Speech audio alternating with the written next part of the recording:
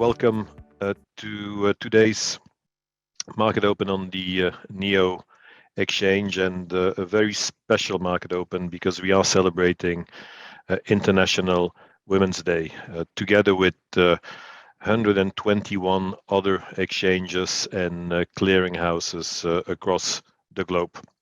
Why are we doing this? Why are we celebrating International Women's Day? Because we fundamentally believe in gender equality. We believe in a diverse and inclusive workplace, and we believe in the contribution of women to build a better future for everyone.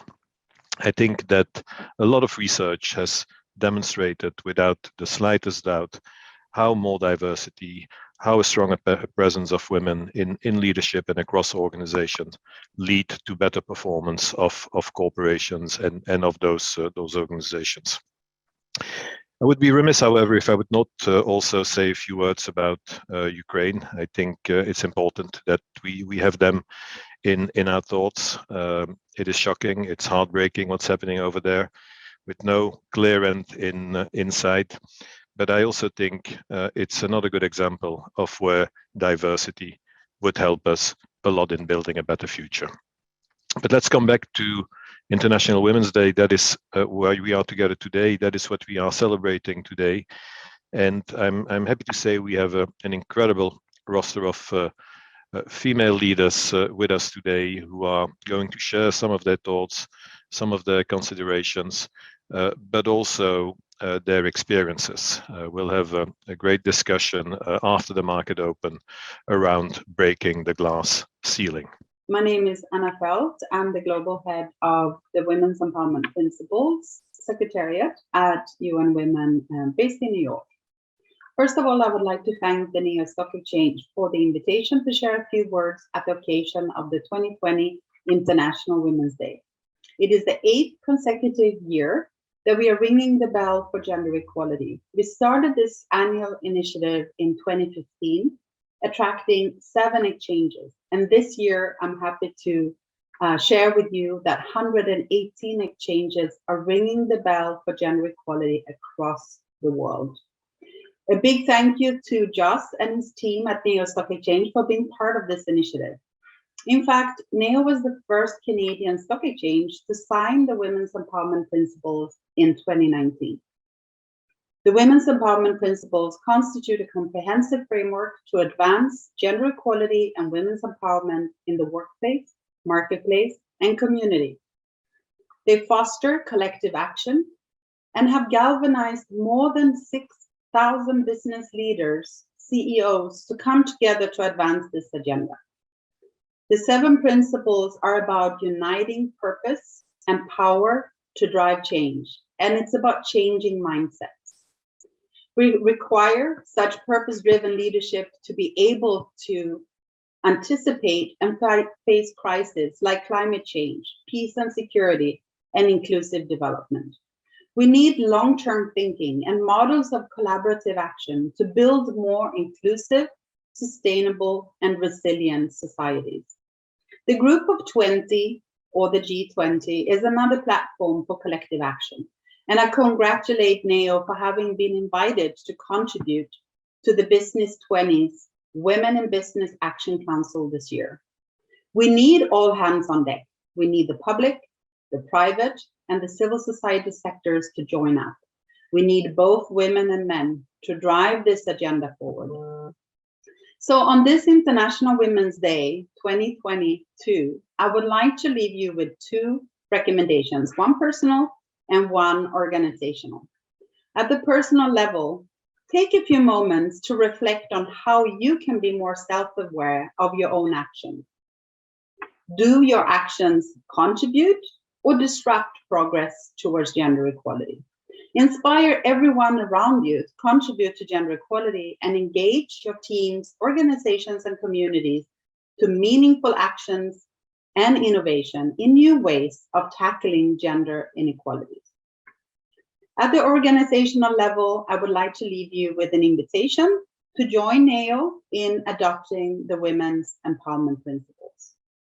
Thank you very much, and happy International Women's Day, everyone. It is a pleasure to join on behalf of Women in ETFs here in Canada and around the world to ring the bell. This initiative started, as we've just heard, 8 years ago. And I would say at that time, we had really no idea of the impact that this initiative would have globally. We started relatively small, as you heard, and now we find ourselves participating with 118 stock exchanges around the world to raise awareness about the business case for women's economic empowerment and to highlight the opportunities that the private sector has to advance gender equality and sustainable development. I want to give a sincere thanks to NEO for all of the work that they've done in this regard, and to the partner organizations that are working not only today, but throughout the month of March to provide an opportunity for dialogue and for meaningful change. I'd also like to thank the Canadian sponsors of Women in ETFs who have really provided unwavering support. Thank you to AGF, to BlackRock, Fidelity, First Trust, Franklin Templeton, Invesco, Morningstar, MSCI, RBC, Vanguard, and our most recent sponsor, Horizons ETFs. And of course, huge thanks to NEO for being our partner, not just today, but every day, as we work towards advancing the issues of gender equality. The UN theme for this year is Gender Equality Today for a Sustainable Tomorrow, and recognizing the contributions of women and girls around the world who are truly at the front lines of climate change. So what can all of us do today to support climate action for women by women? The scope and scale can seem overwhelming as it relates to climate change. Consider supporting local women-led organizations and enterprises. Give power and platforms to the next generation of Earth champions, and make sure you follow hashtag IWD 2022 to remain an active part of this process.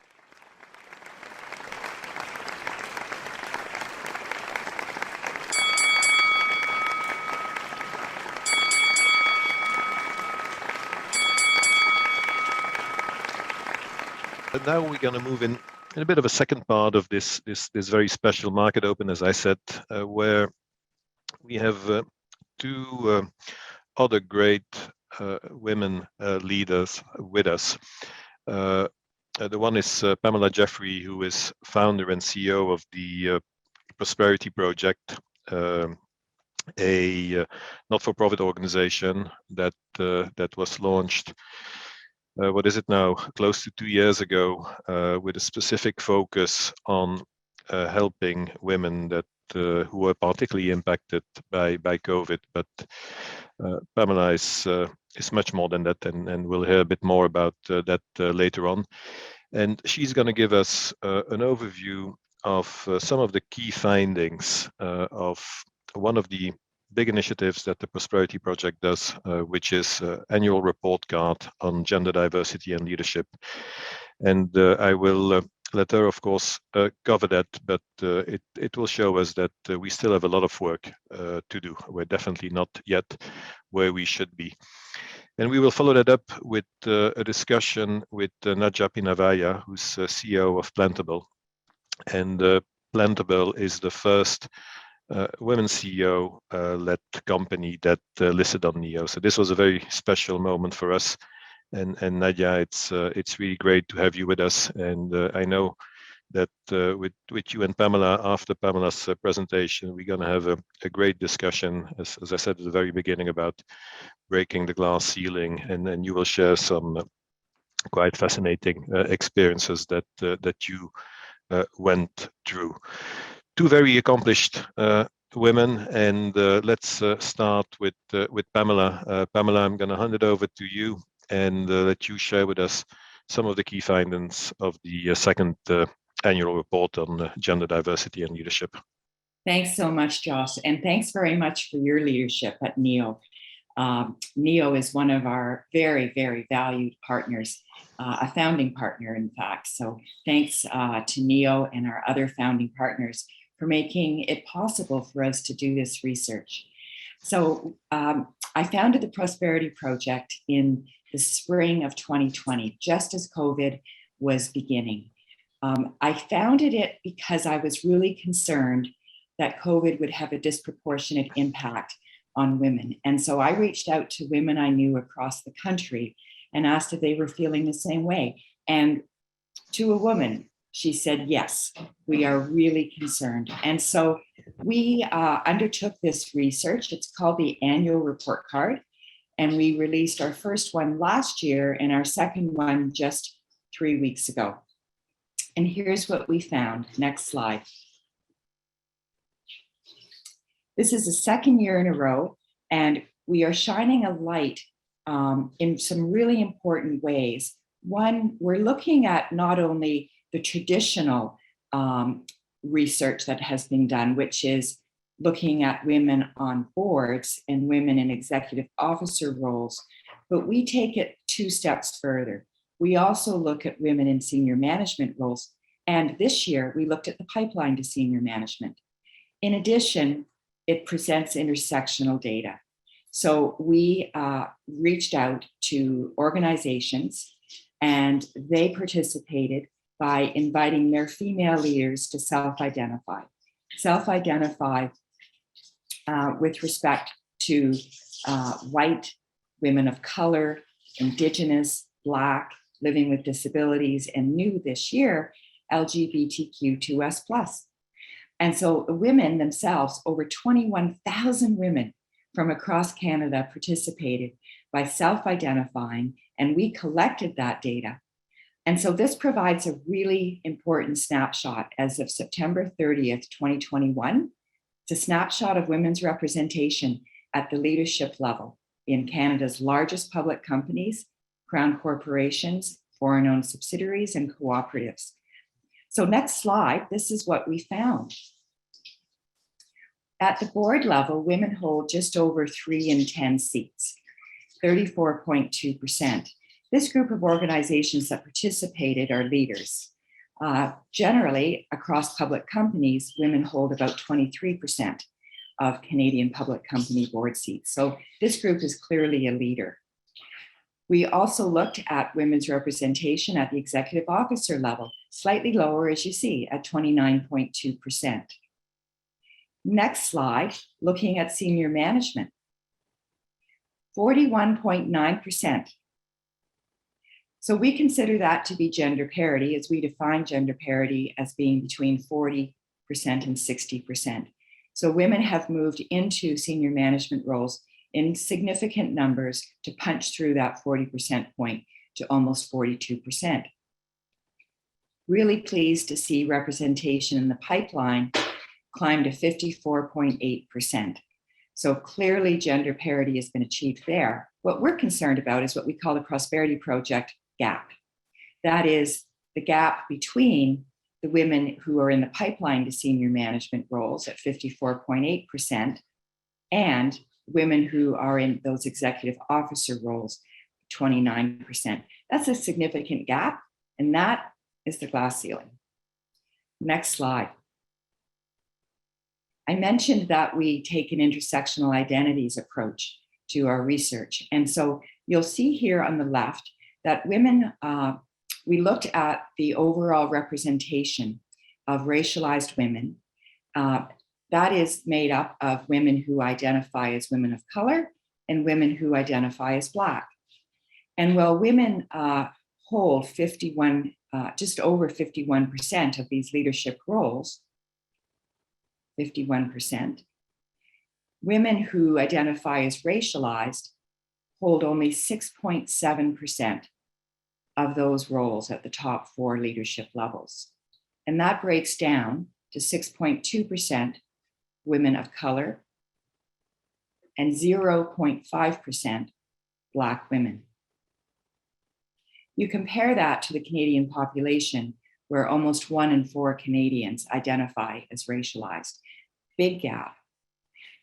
Next is Indigenous women. So whereas Indigenous peoples, First Nations, Inuit, and Métis, represent 5% of Canada's population, they are significantly underrepresented in our boardrooms and executive offices, with 0.3% of those roles held by Indigenous women that are held by women.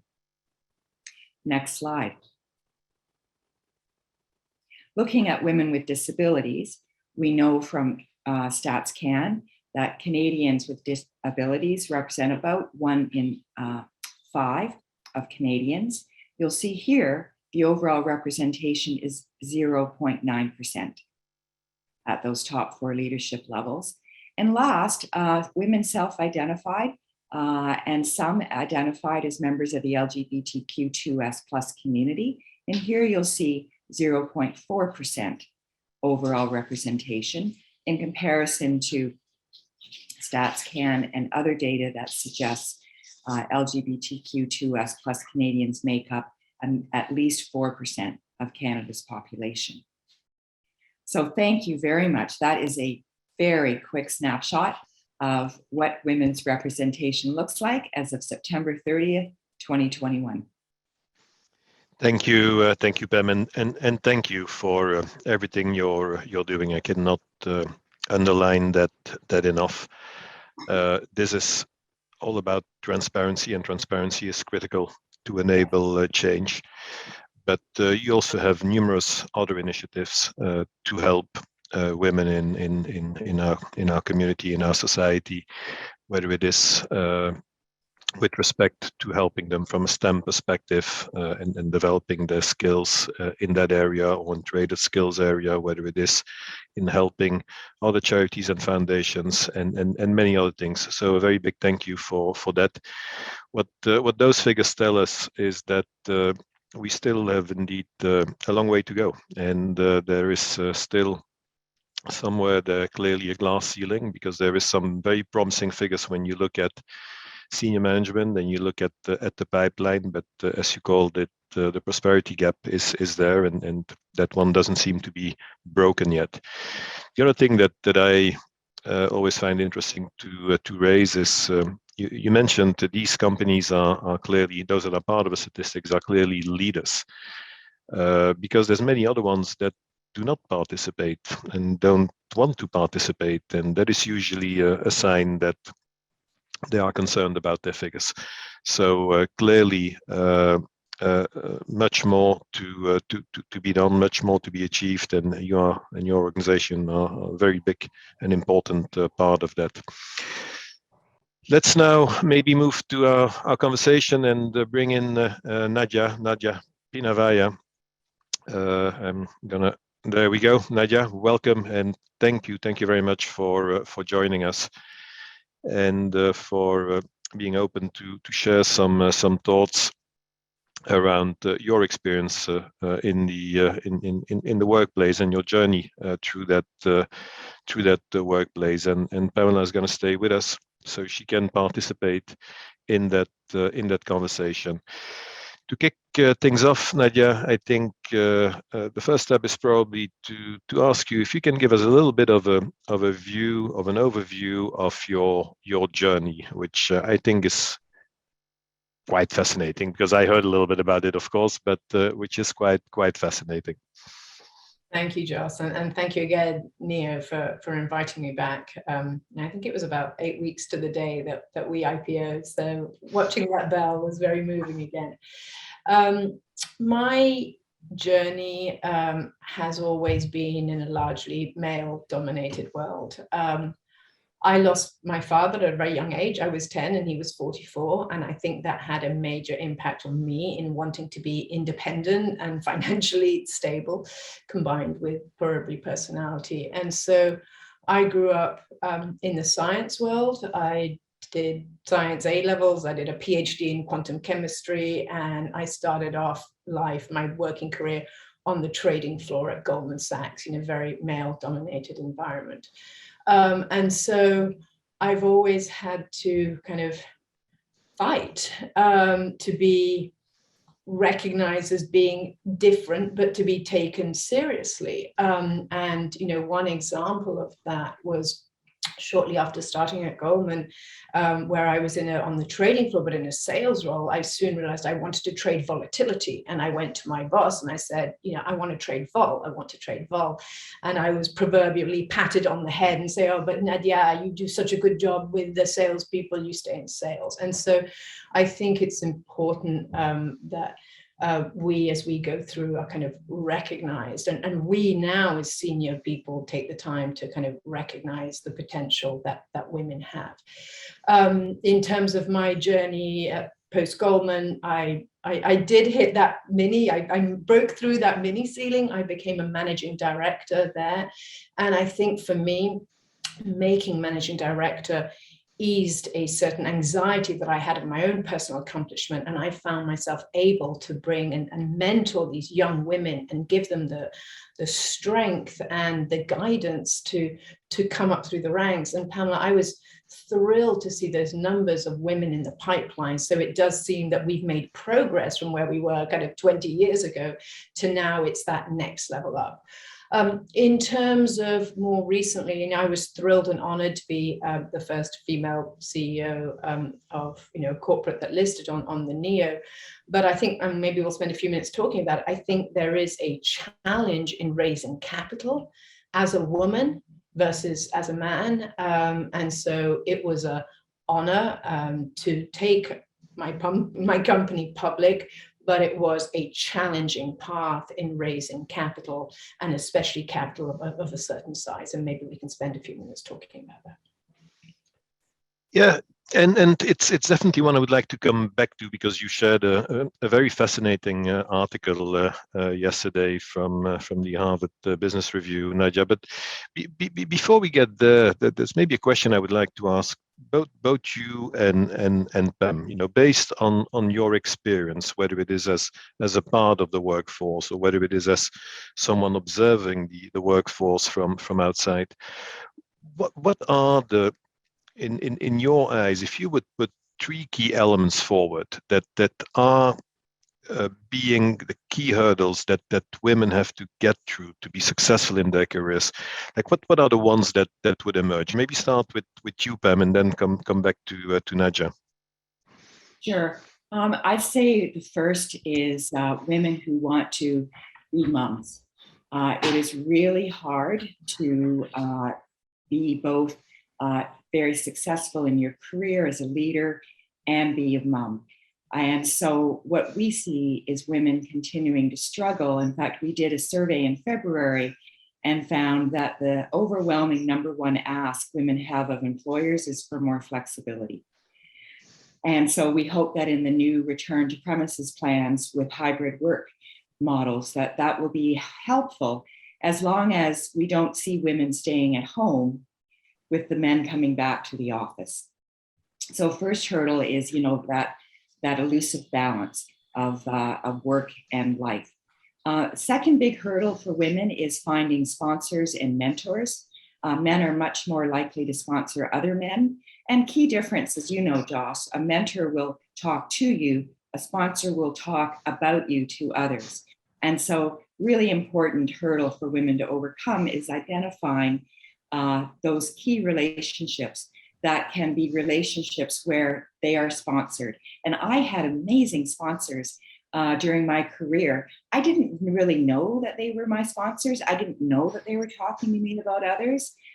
They were male and female sponsors, and they were fabulous in opening doors for me, getting me into RFP competitions to make presentations, putting me into key board roles in the voluntary sector. So that's the second hurdle, is lack of access to mentors and sponsors. And as you know, we're tackling that through the Rosie the Riveter inspired initiative at the Prosperity Project. And I'd say the third for women is really the challenge of putting your hand up and pushing through hardship. In my case, I had two sons. When my second son was born, he was healthy, but 7 weeks later, he developed bacterial meningitis. It was life-threatening. We almost lost him. We were 3 weeks at the hospital for sick kids. And when I went to tell my employer, while I was on a short maternity leave, that I wanted to come back to work 4 days a week, I was told I could come back 5 days a week or no days a week. And I chose no days a week. That was because I spent a day each week for 9 years helping my son recover from the strokes that he had sustained. So for women in particular, because we are the ones who are the caregivers, it's hard to overcome that hurdle, but you need to push through it and you learn from it. You become a better person. It teaches you, determination, and it teaches you that you can do whatever you put your mind to. And it does mean that there are days that are really crummy, and then there are days that are really great. And hopefully the great days, Josh, outnumber the crummy days. No, indeed, and thank you for sharing those very personal experiences, Pamela, because I think that they clearly put a lot of focus on how impactful certain behaviors or misbehaviors are. And I'll be honest with you, when I look back at COVID, COVID comes somewhere probably with a bit of a silver lining in the sense that I think it has been an eye opener for many people, because that entire problem of what you called the caretaker, and the woman still being mainly the caretaker, and we see a little bit of change over there, but it's still vast majority of women. It has highlighted it more than ever. And I think that there's more awareness and I think more understanding and openness to flexibility. So maybe that will be one of the positive developments coming out of the entire COVID pandemic. Nadja, how about you? What would you say are the three elements that would come to mind from your perspective? Well, I'm going to completely echo everything that Pam said. I will kind of amplify and what senior leadership can do to address some of those challenges. So, and I think this is where we're seeing that breakdown, the glass ceiling from the pipeline through to that, executive level, is less politics. Like women, we tend to keep our head down, we want to do our job, and often because we have to get home, we've got a double job when we get home, especially if we have a family, so we're want to be fully focused. And so if that board level and that senior executive level is less focused on politics, but the actual performance of people, so really looking at those key metrics and evaluating people on that same level, I think that will be a better platform for women. And we've seen that in asset management, that when you look at kind of pure numbers and performance, actually women do very well in the asset management category, because it's an equal playing field. So that network, the politics sometimes is a hard thing for us because we're not there. And I think it's really interesting in a post-COVID world where the proverbial, you're not hanging out around the water cooler as much, one can be taken for one's ability. And to echo again Pam's point, I think it does come down to resilience, grit, communicating effectively, and just keeping going with a smile. Yep. And by the way, the two of you are absolutely incredible communicators. Let me be clear about that. Nadja, I'd love to come back to the capital raising. We are an exchange. We're at the center of capital markets. We know that capital raising is critical to fuel economic growth, and today I would say to address some of the societal challenges that we face, and then just thinking about the entire climate risk. You probably have a couple of very interesting thoughts to share about the challenges that women are facing over there, and again, I think a fascinating eye opener for me yesterday. Yeah, I think it's generally being perceived, and we'll talk a little bit about the report, that women find it harder to raise capital in the VC community. I'll give you just a quick anecdote before I kind of dive into what I learned from that report. But, I was a managing director at Goldman Sachs, responsible for a big business. And, took a career shift in starting Plantable, which is a healthcare company, and there's a food component to that. So, as I'm talking to VCs and people in the financial industry, being financially fluent in my language, they look at me and they say, "Well, are you cooking in your kitchen?" I'm like, of course I'm not cooking in my kitchen. I've got a commercial facility, but there was that association of, oh, this is your next career and now you're doing something at home. Is it a little bit of a hobby for you? So, I think that was just a kind of an anecdote to set the scene. But what this report illustrated was, yes, the disparity in funding, in that I think women receive 2% of VC dollars, despite in women owning 38% of all businesses. So there's clearly a disparity. And what they did at a very prominent TechCrunch, VC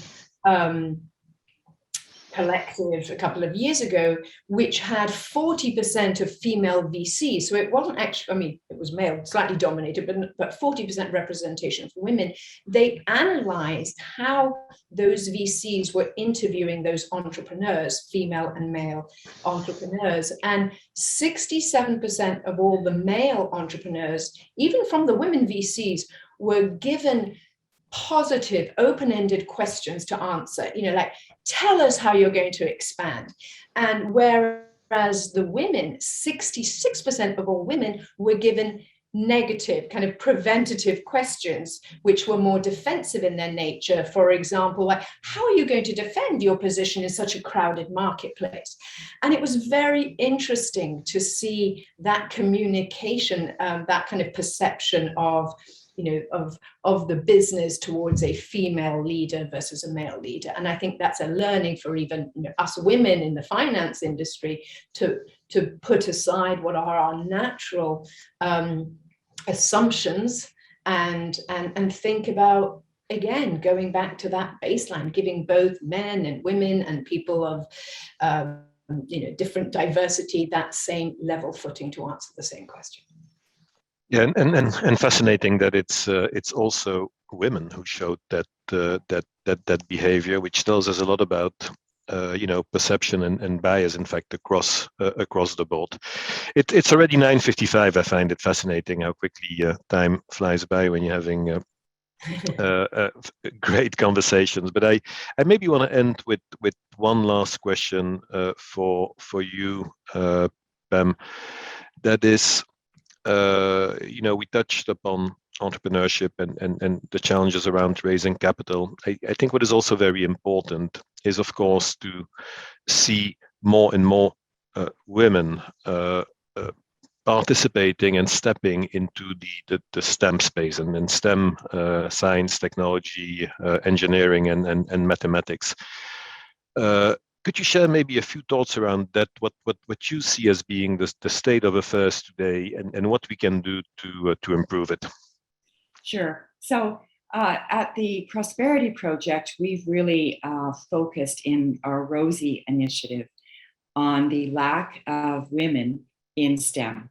And the reason we've done that is because there's been research that shows that if we were to increase the labor force participation rate of women by 3 points in Canada, and if we were to increase the number of women in high value add jobs and sectors, so high value add jobs like STEM, sectors like financial services and others, and if we increase the number of minutes women were at work every week by just 50 minutes, that we would have a 0.6% GDP growth annually, which would translate into $150 billion of net new GDP growth over 10 years. So we decided to really focus on where women are underrepresented in those high value add jobs, STEM. So what we are doing through Rosie is we've created a mentoring program, because there are often too few role models for women who want to move into science or technology or engineering or math roles. There are too few role models. When they look up, if you're in an organization, they see at the leadership level that it is men are well represented, women are underrepresented. So in our mentoring program, we match women who aspire to be in STEM or who are already beginning their careers there with mentors who have had stellar careers. And our mentors are both male and female. And so it's giving women the opportunity for a mentoring relationship outside of their organization. And we hope that's going to help close the gap, Josh, between men and women when it comes to those good paying STEM roles. That is where we have to get. Well, Pamela, Nadja, Tammy, all I can say is a big thank you for being with us today, for sharing your thoughts and for sharing, as I said earlier, some very personal elements also. Both you, Nadja, and Pamela came with a couple of very personal elements, but again, it just highlights what we need to highlight. And thank you all three, and I'll have of course a separate discussion with Anna, but for being the role models you are. I think we need more role models, and that is a critical element also in enabling change and allowing for evolution. There is a fear of, is it possible, is it achievable? And if you see very successful women out there achieving and tackling all those challenges and those hurdles, that is what will empower a lot of other women and girls to take the same steps and walk in that same direction and take us to a much more equitable world. So thank you very much to all of you. Very happy International Women's Day. And let's make sure that we don't only celebrate today, but that we celebrate lots of successes, big and small, in the weeks and months to come, and that next year we can come together again. And Pamela, I want to see your third annual report card with some of those first tables, directors and CEO leadership, a little bit higher again. And I would also love to see another 50 to 100 companies participating, because that means that they are turning the page and going in the right direction also. Thank you to our audience. Thank you for everyone else who joined us here today. And again, have a wonderful day, and see you all soon. Take care, everyone.